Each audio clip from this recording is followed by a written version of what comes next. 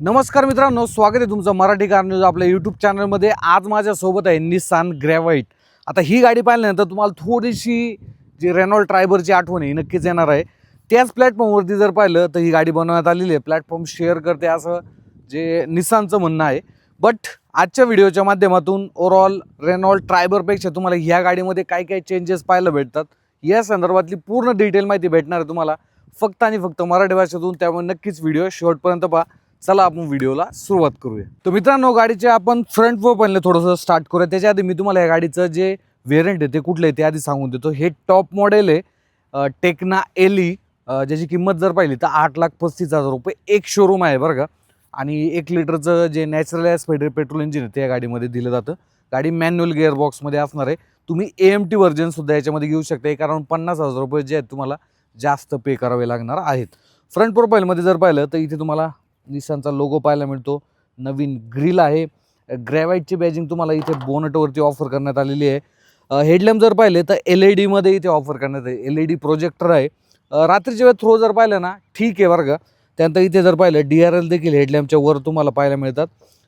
Front parking sensor देण्यात आलेले जे की माझ्या मते एक चांगलं फीचर आहे। त्यानंतर तुम्हाला इथे जर पाहिलं बंपरवरती एक स्पोर्टी असं ऑरेंज जे इन्साइड आहे ते पाहायला मिळतात। सो बेसिकली एक स्पोर्टी लुक देण्याचा जो प्रयत्न आहे हा नक्कीच इथे केलेला आहे। सो असं काही फ्रंट प्रोफाईलमध्ये तुम्हाला डिझाईन पाहायला मिळतं। आणि फोगलॅम्प जर पाहिले ते सुद्धा तुम्हाला LED मध्ये इथे ऑफर करण्यात आलेले आहेत। बट हा जो गॅप आहे ना तुम्ही पाहताय हा थोडासा जास्त असा वाटतो फ्रंट साईडने पाहिल्यानंतर। याच्याबद्दल तुमचं काय ओपिनियन आहे मला कमेंटमध्ये सांगा। सो हे झालं फ्रंट साईडने। आपण एकदा साईड प्रोफाईल चेक करूया। तर मित्रांनो, ही आहे गाडीची की, लॉक अनलॉक इथनं तुम्ही फॉलो मी हेडलॅम्प आणि इथनं बूट जो आहे ते ॲक्सेस करू शकता, म्हणजे बूट रिलीज होऊन जातो। आणि ते मागच्या साईडला निसानचा जो लोगो आहे तो देण्यात आलेला आहे। आता ह्या गाडीची लेंथ जर पाहिली ना ती 4 मीटर आहे। आता 4 मीटर लेंथमधल्या ज्या गाड्या पाहतो आपण तर त्या ऑलमोस्ट 5 सीटरचा असतात। बट इथे तुम्हाला 7 सीटरचा जो ऑप्शन आहे हा ट्रायबर आणि ह्या ग्रॅव्हाइटमध्ये मिळून जातो। गाडीच्या जवळ तुम्ही आले की गाडी जे आहे ते ऑटोमॅटिक अनलॉक होते। तुम्ही थोडंसं डिस्टन्स पुढे गेला तर गाडी जे आहे ते लॉक होऊन जाते। सो माझ्या मते हे फीचरसुद्धा कामाचं जे आहे ते असणार आहे। साईड प्रोफाईलमध्ये जर पाहिलं तर इथे तुम्हाला एक हे जे ग्राफिक डिझाईन हे पाहायला मिळतं आणि हे ऑरेंज इन्सर्ट तुम्ही पाहू शकता फेंडरवरती देण्यात आलेले आहेत इथे सुद्धा आणि फ्रंट साईडला सुद्धा। सो जे की थोडासा एक वेगळा लुक देतात आणि सेफ्टीच्या दृष्टीनं सुद्धा हे महत्त्वाचं आहे। रात्रीच्या वेळेस लवकर गाडी जी आहे ते व्हिजिबल होते। ORM इलेक्ट्रिकली ॲडजस्टमेंट तुम्हाला इथे मिळून जाते, इलेक्ट्रिक फोल्डेबल आहे।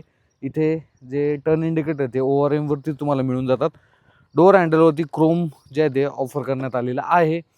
बाकी तर काय 4 मीटर लेंथ आहे, 182 mm ग्राउंड क्लिअरन्स तुम्हाला मिळून जातो, जो की माझ्या मते रोड कंडिशनच्या नुसार जर पाहिले एकदम परफेक्ट आहे। आणि टायर प्रोफाईल जर पाहिली तर 185/65 R15चा जो टायर प्रोफाईल आहे हा तुम्हाला मिळून जातो। फ्रंट साईडला डिस्क ब्रेक, रिअर साईडला ड्रम ब्रेक आहे। आणि हे आहे ना हे व्हील कॅप आहे बरं का। गाडीमध्ये जर पाहिलं अलॉय व्हील जे आहे ते ऑफर केले जात नाही। सो साईड प्रोफाईलने असा काही लुक आहे। आणि हा या रूफ रेल देखील देण्यात आलेली बरं का, फंक्शनल आहे, चांगलं जे मटेरियल क्वालिटी यूज झालेलं आहे। सो कॅरियर वगैरे तुम्हाला वरती जर अटॅच करायचं असेल तर ते देखील तुम्ही अटॅच करू शकता। गाडीच्या रिअर प्रोफाईलमध्ये जर पाहिलं तर इथे तुम्हाला रिवाईज जे टेल लॅम्पचं डिझाईन आहे ते पाहायला भेटतं। LED आहे। काही जर पाहिलं तर जे टर्न इंडिकेटर आहेत हे तुम्हाला नॉर्मल हॅलोजनमध्ये मिळून जातात। इथे निसानचा लोगो आहे, वायपर डिफॉगर तुम्हाला इथे ऑफर करण्यात आलेले आहे, वॉशर देखील आहे, ग्रॅव्हाइटची बॅजिंग आहे। आणि जे रिव्हर्स पार्किंग सेन्सर आहे हे तुम्हाला इथे 3 मिळून जातात। आणि टर्न इंडिकेटर जर पाहिलं तर ते हॅलोजनमध्ये देण्यात आलेले आहेत। फ्रंट प्रमाणेच रिअर साईडला सुद्धा तुम्हाला जर पाहिलं तर बंपर थोडासा स्पोर्टी करण्यात आलेला आहे, एक्स्ट्रा एलिमेंट आहे। आणि त्याच्यावरती तुम्हाला ऑरेंज इन्सर्ट जे आहे ते मिळून जातात। तो असं काय रिअर प्रोफाईल जो होतो तुम्हाला ह्या गाडीचा पाहायला मिळतो। गाडीच्या बूट स्पेसमध्ये जर पाहिलं तर समजा तुम्ही तिन्ही रो जर यूज करत असाल तर माझ्या मते बूटमध्ये स्पेस हा अजिबात नाही आहे। नॉर्मल साईजच्या छोट्या पिशव्या तुम्ही ठेवू शकता। हा बट इन केस तुम्ही 5 किंवा 6च व्यक्ती ट्रॅव्हल करणारे असाल तर अशा वेळेस तुम्ही हे जे सीट आहे ना हे रिमूव्ह देखील करू शकता। याला थोडंसं तुम्हाला ॲडजस्टमेंट करावं लागतं बरं का, कारण की याला एक लॅच आहे तो तुम्हाला मॅन्युअली जो आहे तो काढायला लागतो। सो भरपूर अशा 10-15 मिनिटाच्या स्ट्रगल नंतर हे सीट काढलेले आहे। बेसिकली हे ना खूप कॉम्प्लिकेटेड बरं का, आणि माझ्या मते जे नवीन आहेत मलाच एवढा वेळ लागला त्यामुळे हे काढणं सुद्धा अवघड आहे। हा बट ठीक आहे, जास्त प्रॅक्टिकल नाही आहे सीट काढणं आणि बसवणं. बट ज्यावेळेस तुम्ही लॉंग जर्नीसाठी जाता तर अशा वेळेस मग तुम्ही सीट काढून ठेवून घरी चांगल्या पद्धतीनं जे स्पेस मॅनेजमेंट ते करू शकता अशा प्रकारे. आता महत्त्वाची गोष्ट म्हणजे ही गाडी जर पाहिली 4 सीटर आहे, सो तुम्हाला हे जे सीट आहे ना हे 1 टच डंबल मिळतं. सो अशा पद्धतीनं तुम्ही जो थर्ड रो आहे तो ॲक्सेस करू शकता. थर्ड रोमध्ये किती स्पेस आहे तो पाहूया. देन इथं बसल्यानंतर तुम्ही पाहू शकता म्हणजे माझे गुडघे तर इथे लागतात आहे, पण स्पेस आहे बरं का. म्हणजे समजा शॉर्ट जर्नी आहे, ॲडजस्टेबल जे हेडरेस्ट आहे ते तुम्हाला रिअर साईडला सुद्धा मिळून जातात. आणि 2 ॲडल्ट माझ्या मते इथे माझ्या साईजचे थोडंसं ॲडजस्टमेंट करून जे आहे ते ट्रॅव्हल करू शकतात. प्लस तुम्हाला डेडिकेटेड इथे AC व्हॅनसुद्धा देण्यात येईल थर्ड रोसाठी. माझ्या मते ते एक चांगलं फीचर जे आहे ते आपण ड्रायव्हरमध्ये सुद्धा पाहिलेलं आहे आणि इथे देखील तुम्हाला ते मिळून जातं. सो माझ्या मते त्या बजेटमध्ये जर तुम्ही विचार केला एक 8 ते 10 लाखाच्या बजेटमध्ये, तर ही गाडी तुम्हाला एक चांगला स्पेस देखील 7 सीटरच्या स्वरूपात ऑफर करते. थर्ड रो पाहिल्यानंतर सेकंड रोमध्ये जर पाहिलं तर स्पेस हा चांगला आहे, कारण की मी सीट माझ्या हाईटनुसार जे आहे ते ॲडजस्ट करून ठेवलेलं होतं. तर तुम्ही पाहू शकता स्पेस चांगला आहे, ॲडजस्टेबल हेडरेस्ट तुम्हाला इथे मिळून जातात. इथे हँडल आहे पकडण्यासाठी, 6 एअरबॅग आहे गाडीमध्ये स्टँडर्ड असणार आहे. प्लस AC व्हेन जर पाहिलं तर इथे B पिलरमध्ये तुम्हाला इथे मिळून जातात, जे की माझ्या मते कूलिंगसाठी सुद्धा चांगला जो कुठलाही प्रॉब्लेम जो आहे तो माझ्या मते इथे जाणवणार नाही लॉंग जर्नीसाठी. बट एक गोष्ट कमी आहे, इथे जो आर्मरेस्ट आहे ना तो द्यायला पाहिजे होता, जो की इथे मिसिंग आहे. प्लस सीट्स आहे ना म्हणजे इथे लेदर रेट आहे बरं का, बट हा जो व्हाईट तुम्ही पोर्शन पाहताय ना थोडासा ग्रेइश आहे, व्हाईट ग्रेइश, हा पूर्णपणे जो सॉफ्ट मटेरियलचा आहे देण्यात आलेला आहे, जो की स्वेट म्हणजे ज्यावेळेस घाम येतो ना तर तो देखील इथे चांगल्या पद्धतीनं तुम्हाला जो आराम आहे तो देणार आहे. माझ्यामध्ये स्पेस देखील जर पाहिलं इथे तुम्हाला चांगला मिळून जातो. प्लस तुम्हाला इथे लाईट्स जे आहे ते LED मध्ये व्हाईट कलरमध्ये देण्यात आलेली आहे. गाडीच्या फ्रंट रोमध्ये जर पाहिलं तर इथे देखील तुम्हाला बऱ्यापैकी जे डिझाईन लँग्वेज आहे हे सिमिलर मिळणार आहे, बट काही चेंजेस देखील आहे. जसं की ह्या गाडीमध्ये जर पाहिलं JBLची जी म्युझिक सिस्टीम आहे ती देण्यात आलेली आहे, जी की माझ्या मते तो म्युझिक एक्सपिरियन्स आहे ना तो तुमचा चांगला होऊन जातो. प्लस गाडीमध्ये डॅश कॅम देखील इथे ऑफर करण्यात आलेला आहे, जो की सेफ्टीच्या दृष्टीने देखील नक्कीच महत्त्वाचा आहे. 8 इंचची स्क्रीन आहे, wireless Android auto Apple CarPlay तुम्हाला इथे मिळून जातं. फिजिकल बटन आहे. AC जर पाहिला तर मॅन्युअलमध्ये माझ्या मते आता ह्या गाडीमध्ये आहे ना निसानने जो ॲटोमॅटिक AC आहे तो द्यायला पाहिजे होता. बाकी इथे क्रूज कंट्रोलचं बटन आहे, इंजिन पोस्टा स्टॉप बटन आहे. इथे जर आपण आलो तर वायरलेस चार्जर तुम्हाला मिळून जातो. गिअरबॉक्स जर पाहिला तर हा 5 स्पीडचा आहे, एक रिव्हर्स आहे. इथे तुम्हाला हँड ब्रेक मिळून जातो मॅन्युअली, 2 कप फोल्डर आहे आणि इथे एक ग्लव बॉक्स बरं का खालच्या साईडला, जो की कूल आहे. आणि खरंच हे फीचर आहे ना एवढं कामाचं आहे ना की खूप चांगल्या पद्धतीने तिथे छोट्या बॉटल्स वगैरे थंड राहतात. तुम्ही तुमचे कोल्ड्रिंक देखील इथे चांगल्या पद्धतीनं ठेवू शकता. स्टेअरिंग व्हील लेदर रॅप केलेले आहे, ऑब्व्हियसली टॉप मॉडेल आहे. इथे निसानची बॅजिंग आहे. क्रूज कंट्रोल इथनं तुम्ही सेट करू शकता आणि इथनं तुम्ही ऑन ऑफ करू शकता. सो तुम्हाला क्रूज कंट्रोल ऑन करायचं आहे, सो हे बटन तुम्हाला खाली प्रेस करायचं आहे. देन तुम्हाला जे स्पीड ज्यावेळेस तुम्ही इन्क्रीज डिक्रीज करता तर तिथे तुम्हाला डिक्रीज म्हणजे मायनसचं जे बटन आहे ते 2 वेळा प्रेस करायचं आहे. त्यानंतर तुमचं जे क्रूज कंट्रोल ते ॲक्टिवेट होऊन जातं. बाकी इथे जर आपण आलो तर हेडलॅम्पचे कंट्रोल आहे, इथे वायपरचे कंट्रोल आहे. ओव्हरएम हे तुम्ही इलेक्ट्रिकली ॲडजस्टेबल फोल्डेबल आहे. ड्रायव्हर साईड जी विंडो आहे ॲटो डाऊनच्या फीचर सोबत येते. आयरियन जर पाहिला हा तुम्हाला मॅन्युअली डे नाईट देण्यात आलेला आहे आणि LED लाईट्स तुम्हाला इथे मिळून जातात. इथे एक व्हेनिटी मिरर आहे. को ड्रायव्हर साईडला तुम्हाला इथे तिकीट होल्डर मिळणार आहे. प्लस ड्रायव्हरसाठी आर्मरेस्ट देखील देण्यात आलेले आहे बरं का. बट राव ही कुशनिंग आहे ना खरंच कुशनिंग भारी आहे.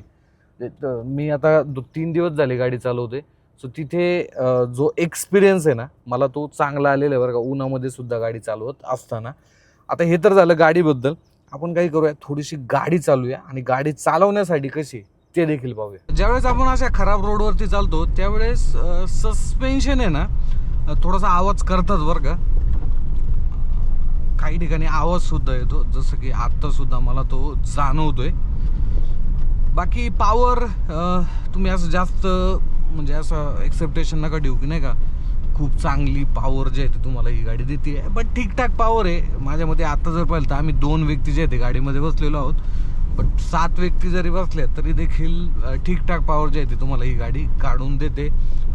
स्टेअरिंग फीडबॅक बद्दल जर विचार केला तर स्टेअरिंग फीडबॅक चांगला आहे गाडीचा.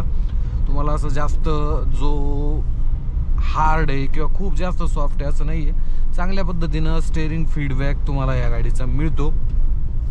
आणि या अपडेटमध्ये माझ्या मते निसान ग्रॅव्हाईटमध्ये आहे ना चांगले फीचर्स दिल्यामुळं तुम्हाला ओव्हरऑल एक चांगलं जे पॅकेज आहे त्या बजेटमध्ये ही गाडी जी आहे ते ऑफर करते. आता ज्यावेळेस आपण हायवेला येतो ना असं स्पीड पकडतो,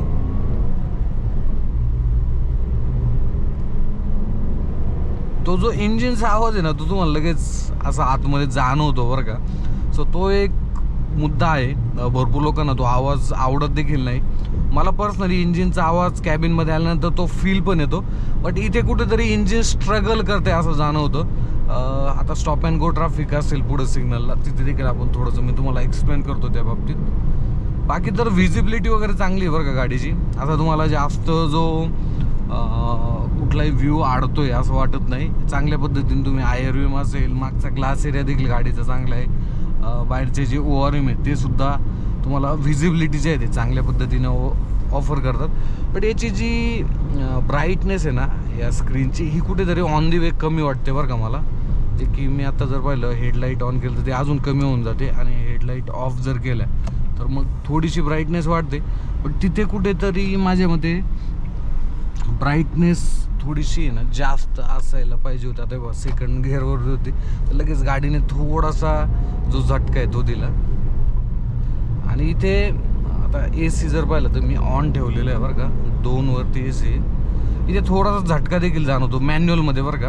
आता या गाडीमध्ये AMT गिअरबॉक्ससुद्धा येतो. AMTमध्ये सुद्धा तुम्हाला थोडासा जो लॅग आहे हा जाणवणार आहे. आता जर पाहिलं तर याच्यावरून असा आवाज आहे ना हा जाणवतो, जो की माझ्या मते थोडासा जो आहे तो कमी करता आला असता चांगले फिट अँड फिनिश लेवल देऊन.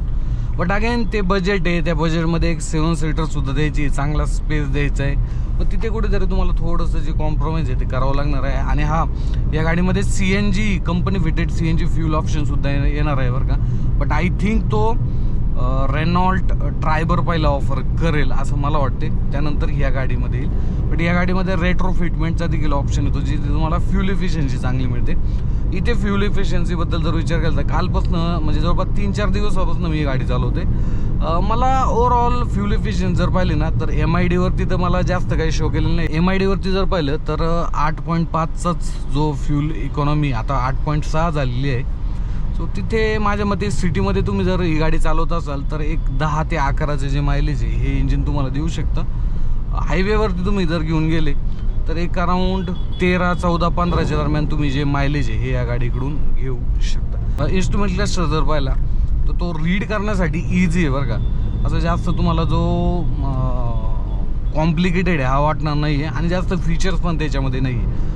तुम्हाला बेसिकली किलोमीटर वगैरे प्रॉपर पद्धतीने दिसून जातात.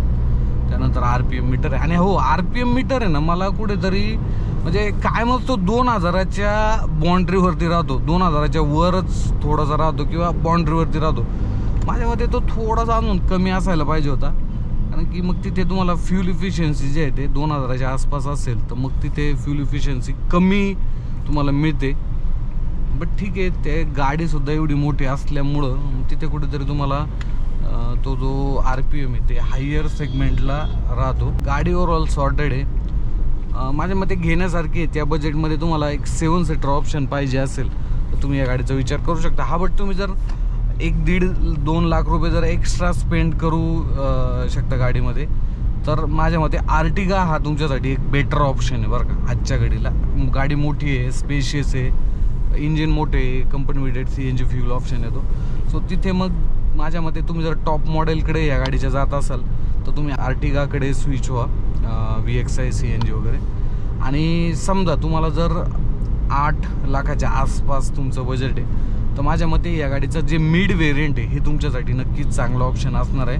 आणि निसानने ज्यावेळेस या गाडीचं म्हणजे ही जर पाहिली बेसिकली रेनॉल्ट ट्रायबरच आहे.